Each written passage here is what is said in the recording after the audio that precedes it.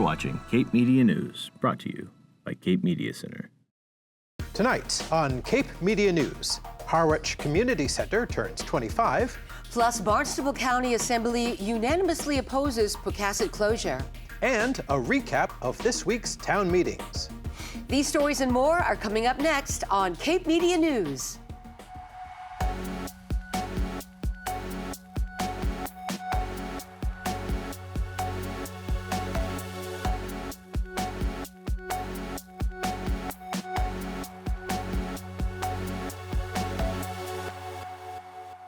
Good evening and welcome to Cape Media News, your source for hyper-local news that matters. I'm Jamie Horton.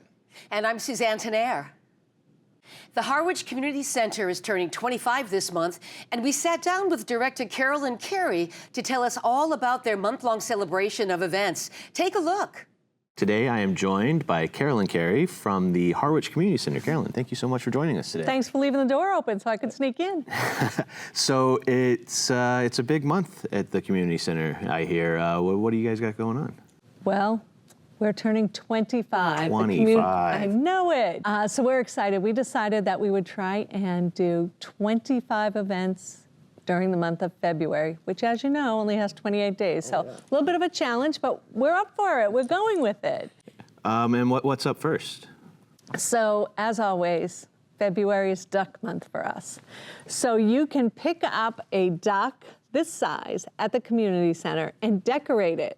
And I happen to know that you have some experience in this area. A little bit, yeah. We've entered a couple of times. Look at those. Aren't they great? You guys are very talented. They haven't won anything, but... Which tells you the caliber. I'm not a judge, but I think they really should have. They're pretty exceptional. So what are the deadlines for people if they Perfect. So you pick up a duck anytime now, and they have to be back to us by February 14th. Okay. But also, one duck's just not enough. So if you are in the town of Harwich, you don't have to be a Harwich resident. You'll find a duck this side hidden. There are 10 of them all throughout the town of Harwich. And you check our website or in the community center building itself, and it will give you hints as to where they're located. They're all outside. They're all hidden right now? They're already out there. Oh, wow, okay. Some great prizes. I should say that all the events come with prizes. You don't want to miss that. So we have that duck event. And then during school vacation week, we have hidden 25 of this size duck throughout the community center building itself. So on February 18th, I believe that duck hunt happens. Okay. So that sounds like a little bit of an expansion from last year. It was just at the community center duck hunt last year, wasn't it? We didn't have one out. It wasn't 25 years, so we had to go. True. We had to keep going. What else is going on? So throughout the month, any event that you come to at the community center, you'll get an acorn, and at the end of the month, at our birthday party, each acorn is numbered. We're going to be pulling random numbers. If you have that, you're going to win some phenomenal prizes. So at every event, make sure you get your acorn. And then on Saturday, February 22nd, we thought we'd give you a little pancake breakfast, free to everyone. Just stop in, 8 to 10. I'm not cooking. You're safe to come in.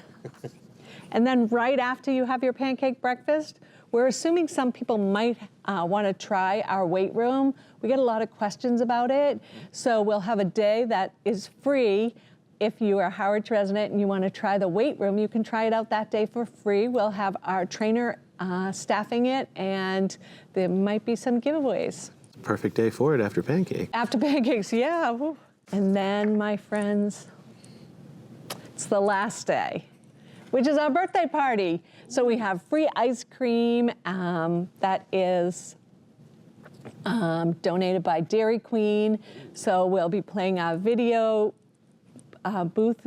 That's a lot going on this month, and I think there's a little bit of something for everybody. We hope so. We hope so. And if anyone's interested, you can get all this information on the Community Center website, and you can pick up one of our booklets that's right inside or also listed on our website. So we appreciate you letting us come in and talk, and we hope that you're going to make a duck. Oh, well, we're going to see what we can do. We got a couple from the years past, but we haven't quite decided what we're going to do yet this year, but we're going to do something. But Carolyn, thank you so much for sitting down with us, and we'd love to have you back soon. Thank you so much. Happy birthday, Harwich Community Center. The Cordial Eye Gallery has announced their new children's program, Creative Care. This program was designed in partnership with therapist and art educator Charity O'Neill to use the transformative power of art to support community health and well-being. Creative Care uses arts-based mentorship to cultivate skills and resources associated with resilience. Research shows that emotional and mental resilience can be built by creating connections, fostering a sense of well-being, and finding purpose. Creative Care is focused on strengthening community connections, compassion, and social support while developing confidence in their art. These classes will reinforce using art as a healthy coping skill. The pilot session of Creative Care will provide 3 gender-based mentorship groups for children between the ages of 9 and 13. Groups will meet for 1 hour per week in 6-week sessions. The first session begins the week of February 24th, and enrollment is limited to 12 students per group. Participation in Creative Care is offered at no cost to participants, and more information can be found on their website. February is American Heart Month. 1 in every 5 deaths in the United States is a result of heart disease, making it the leading cause of mortality. According to the American Heart Association, around 121 million people have some form of cardiovascular disease.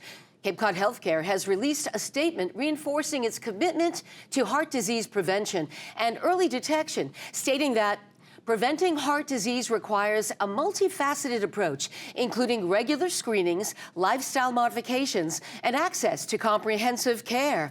With advances in diagnostic tools and treatments, we now have an unprecedented opportunity to identify risks early and tailor care to individual patients. It's crucial to get routine screenings, including blood pressure readings, blood testing, and EKGs to facilitate early detection. Throughout February, Cape Cod Healthcare will host wellness events focused on heart health. On February 13th, join Dr. Kamara Siddhartha virtually as he presents Heart of the Matter. Top 10 myths and facts about heart health nutrition. For more information on this program or heart health in general, visit capecodhealth.org. The Cape and Islands Continuum of Care has received $2.7 million in funding to aid nonprofit and government agencies in quickly rehousing individuals and families experiencing homelessness, while providing support to minimize the trauma associated with this type of displacement. Grantees under the Continuum of Care Award include Barnstable County, Housing Assistance Corporation, Catholic Charities of Fall River, Duffy Health Center, the Department of Mental Health, Sandwich Housing Authority, and Independence House. Funding through the COC program provides permanent, supportive housing for 108 chronically homeless individuals on the Cape and Islands. Last Sunday, Dennis Police and fire departments were dispatched to 321 C Street for a reported structure fire. Dennis Police officers were first on the scene and advised the fire department that the fire started on a deck and extended into the structure. Upon arrival, Dennis fire crews launched an aggressive attack on both the interior and exterior of the building. After approximately 30 minutes, the fire was extinguished and crews began overhaul operations. No injuries were reported, and the cause of the fire remains under investigation. Highly toxic rat poisons, called anticoagulant rodenticides, are the cause of numerous wildlife and pet deaths across Massachusetts. This video from Samara Ebinger of Friends of Worcester Wildlife includes a compilation of animals poisoned by rodenticides in 2024, gathered from public reports, wildlife rehabilitators, and advocates. Friends of Worcester Wildlife notes that the actual number of poisonings is much higher than shown. New state legislation, an act restricting the use of rodenticides in the environment, was filed last month, which would regulate these particularly deadly rat poisons at the state level. Visit Mass Audubon's website to learn more about safer rat poison alternatives. Coming up after the break, meeting recaps. Stay tuned.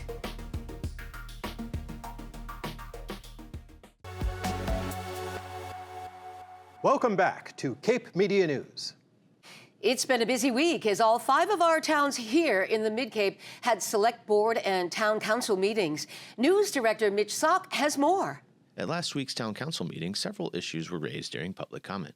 A longtime advocate for the Meeting House Farm urged the council to renew the request for proposal for its continued operation. The council debated a proposal to issue a long-term license rather than a contract, with town officials explaining that a longer-term agreement, up to 10 years, would provide stability for community programming and conservation efforts. Concerns were also raised about a proposed homeless shelter relocation to 460 West Main Street.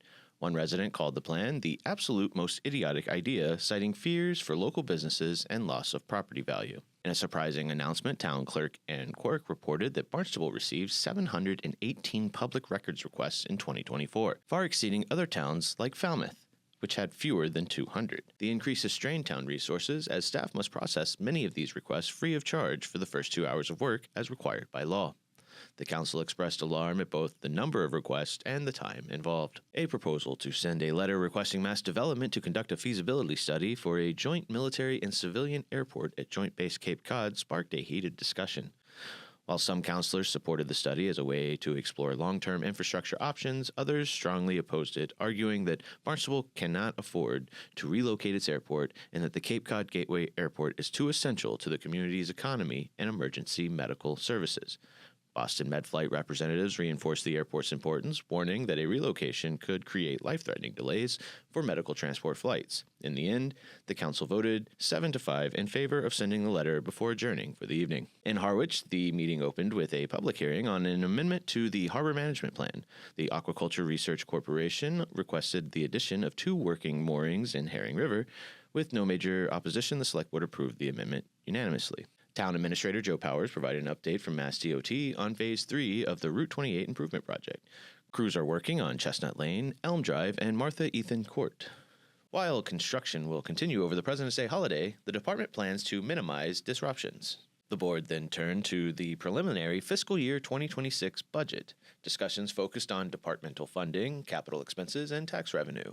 Officials noted a 10% increase in Cape Tech's operating budget, while capital spending is slightly reduced due to existing school debt payments. Town Administrator emphasized transparency, ensuring a detailed budget breakdown will be available to the public. Town Clerk Emily Mitchell outlined the process for submitting citizen petitions to the town meeting warrant. Residents need at least 10 registered voter signatures to place an article on the warrant, and once submitted, petitions cannot be withdrawn or changed, and public hearings are only required for zoning amendments.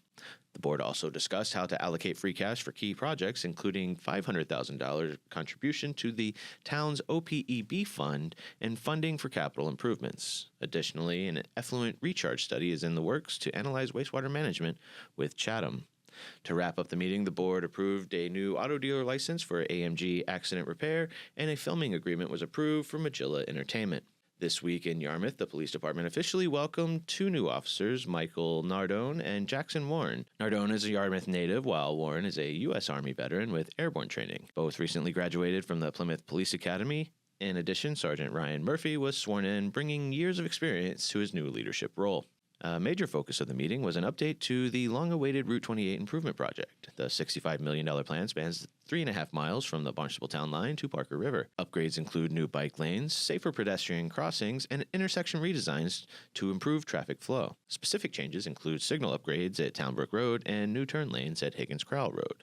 But not everybody was on board with these changes. One resident voiced concerns about the safety of intersection redesigns, calling the project not an improvement, but a nightmare. Board members also raised concerns about land impacts on local businesses and how construction will be coordinated with ongoing sewer projects. Mass DOT assured the public that for every tree removed, 2 will be replanted, and pedestrian access remains a priority. In an effort to improve Yarmouth's library facilities, the board reviewed a feasibility study funded by a $150,000 state grant. The study will evaluate potential locations for a new or renovated library, with public input encouraged through the town's website. Several new appointments were approved, and the board discussed modernizing outdated committee appointment policies, some of which date back to 1981. A review is now underway to ensure the selection process is fair, transparent, and aligned with current best practices. In Dennis, the meeting started with a celebration of Mick and Charlotte of the Loon Restaurant in Dennisport for their James Beard Award nomination for Best New Restaurant, one of only 2 in Massachusetts. Town Administrator Liz Sullivan was also honored for her election to the Municipal Management Association's Executive Committee. The board approved expanding the Dennisport West Dennis Advancement Committee from 5 to 7 full-time members, ensuring at least 5 are Dennis voters. A major financial update: Dennis now has a standalone wastewater budget for improved transparency. The board approved $272,698 for fiscal year 2026, covering key infrastructure needs and legal services. Several town meeting articles were placed on the warrant, including funding for the Cape Media Center, fuel assistance, and transfers to stabilization funds. The board is still reviewing final numbers for key financial allocations. The town's affordable housing lottery is open for applications until April 9th, and new state building codes now require annual inspections for short-term rental properties. And in Chatham, the board approved a land disposition agreement with Penrose for affordable housing at 0 Meeting House Road. The project includes 42 rental units with a mix of 1, 2, and 3-bedroom apartments, with most units designed for families earning 60% or less of the area median income. The agreement also includes a 0% interest loan and provisions for public financing. A major topic of discussion was the town's grinder pump policy, with questions about installation costs, maintenance, and long-term expenses. Some board members called for delaying a vote for more input, but others argued for immediate action, with the board ultimately postponing the vote for further committee review. The board reviewed and advanced several fiscal year 2026 budget items, including $410,000 for a new ambulance, $175,000 for a child care voucher program, and $75,000 for the Chamber of Commerce Visitor Center funding. Other discussions include a proposed speed limit reduction to 25 miles per hour in residential areas and funding for dredging projects. And that's it for this week. For Cape Media News, I'm Mitch Sock. Coming up after the break, sports and more. Stay tuned.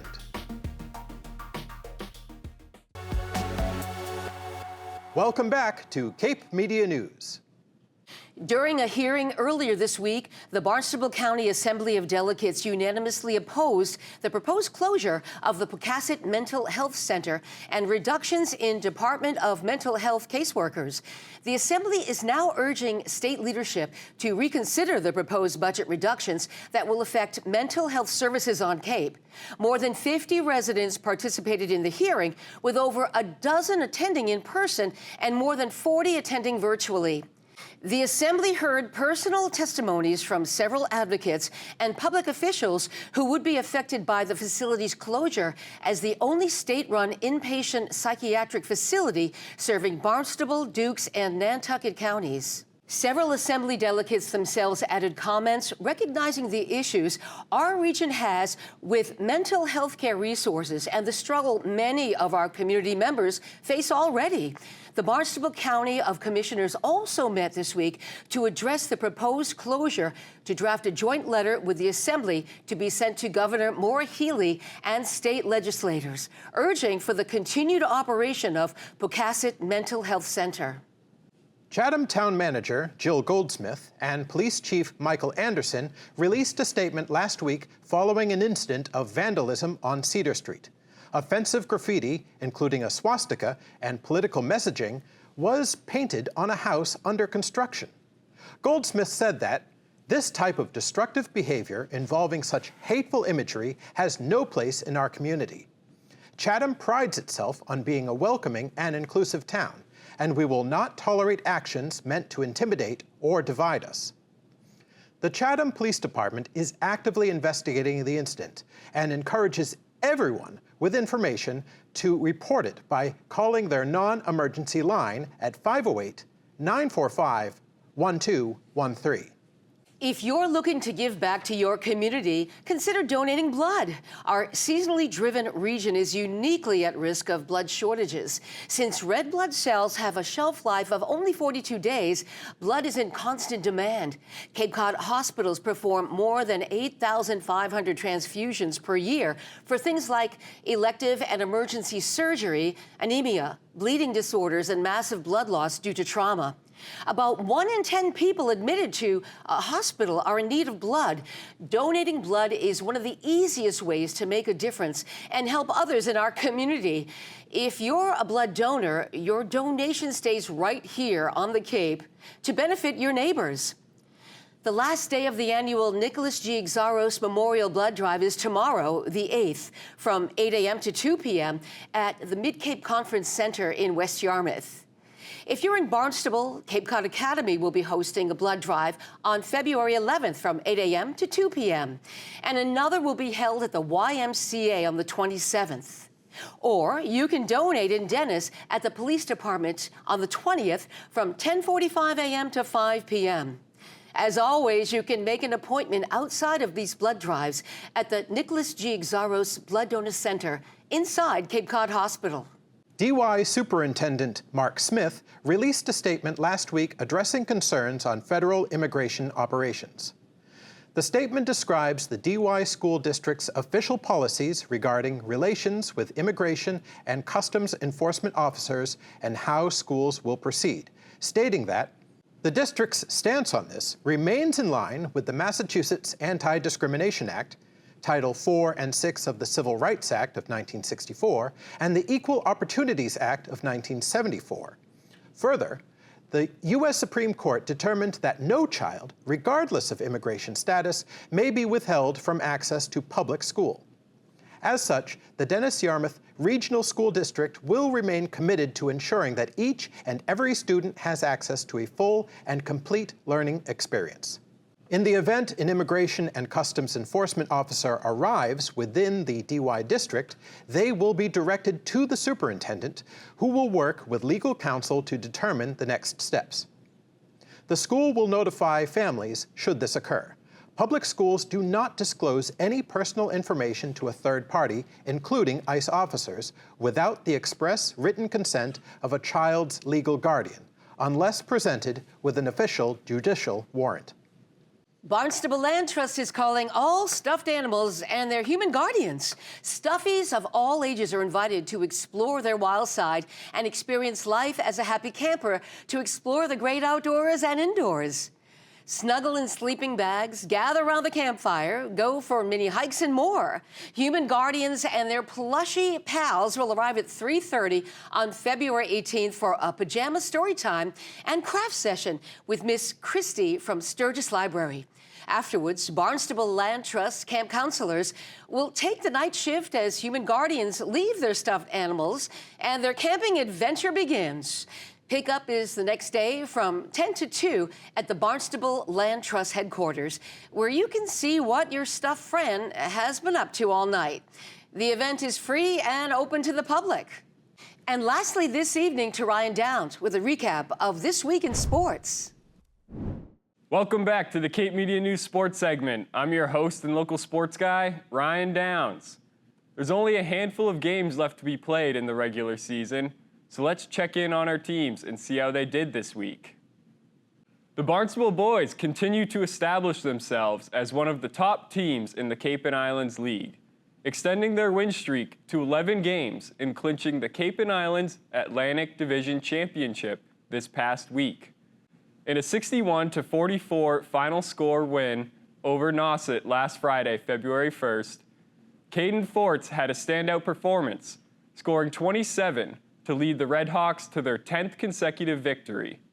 Then, on Tuesday, Barnstable secured the division title with a 62-54 win over DY. Kawan Deza with 20 points and Gabe Pichardo with 14 points led the way as the Redhawks improved to 13-3 on the season. In the latest power rankings, they were put as the 24th seed in Division 1. With their division title secured, the Redhawks look to keep their momentum rolling as they approach the postseason. Their next game is tonight at 6:30 p.m. at Falmouth. The DY boys continued their impressive mid-season surge, winning 5 straight games before falling to league-leading Barnstable. The Dolphins' high-powered offense and the scoring ability of Jaquez Lopez and Josh Jenkins have made them a dangerous opponent. Last Friday, the Dolphins took down Falmouth, one of the top teams in the league, with a final score of 79-62. extending their win streak to 5 games. And as we already know, despite a strong effort, DY saw its winning streak snapped by Barnstable, who clinched the Cape and Islands Atlantic Division title. But DY has an overall record of 10-7 and are 4-1 in their last 5 games, which has moved them up in the power rankings. Last week, they were 34th in Division 3. This week, they're 26th. Their next game will be tonight at 6:30 when they travel to Monomoy. With only 4 games left on the schedule, it's unlikely that they'll miss the postseason, but not impossible yet. Monomoy boys had a tough week, but ended on a high note, snapping a 4-game losing streak with a thrilling victory over Nantucket.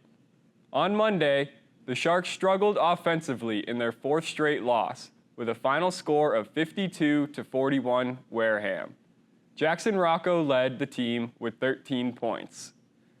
But then on Wednesday, Monomoy ended their losing streak in dramatic fashion, winning a back-and-forth battle versus Nantucket, with clutch plays in the final minutes bringing the final score to 55-52. Jackson Morneau led with 22 points, including 7 in the 4th quarter. Jackson Rocco added 10 and hit a deep 3 to give Monomoy a late lead. Finn Hyora added another 10 points and great hustle plays to keep the game close. And Braden Burke nailed the go-ahead 3-pointer in the final moments. Monomoy now holds a 3-11 record, but was only 2-11 at the time of power rankings, which left them at 33 in Division 4, just 1 spot out of qualifying for postseason, same as last week. As their season comes down to the wire, the only thing they can do at this point is continue to win games and help themselves, as they look to build on this momentum as they head into their next matchup hosting DY tonight at 6:30. The Barnstable girls snapped a 7-game losing streak with a great team win over Nauset last Friday in the Barnstable gym. With a final score of 49-25, Barnstable picked up their first win since January 14th, which was actually the last time they played Nauset.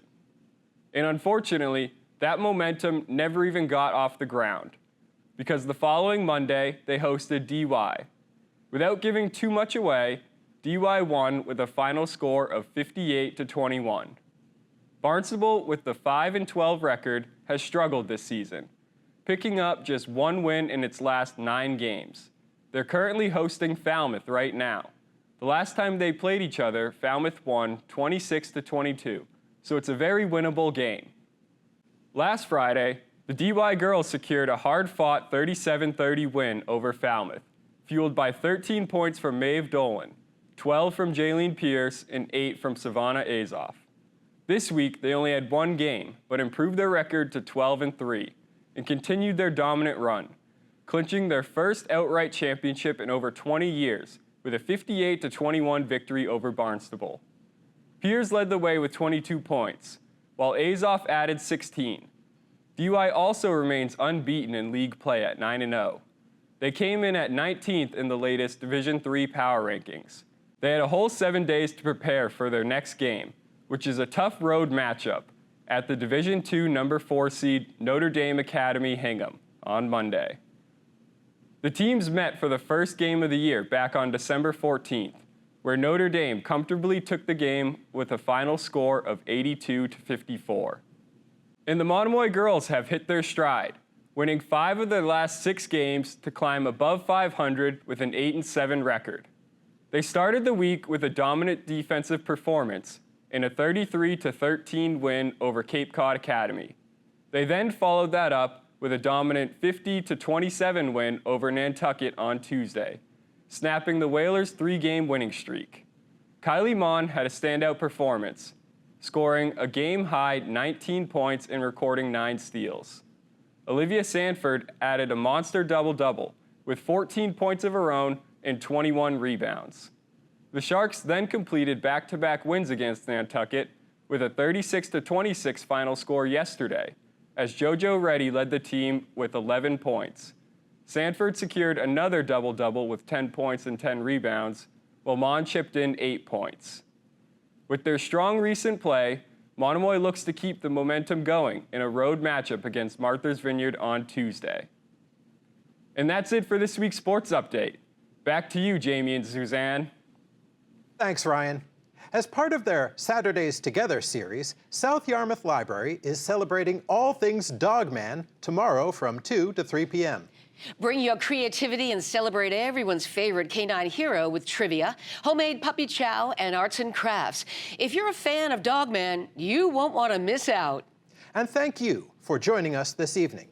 If you have a story you'd like to see covered, send us an email at newstip@capemedia.org. Make sure to tune in every Friday at 5:30 for more hyper-local news that matters on Channel 26, Apple TV, Roku, and Fire TV. For Cape Media News, I'm Jamie Horton. And I'm Suzanne Tenaire.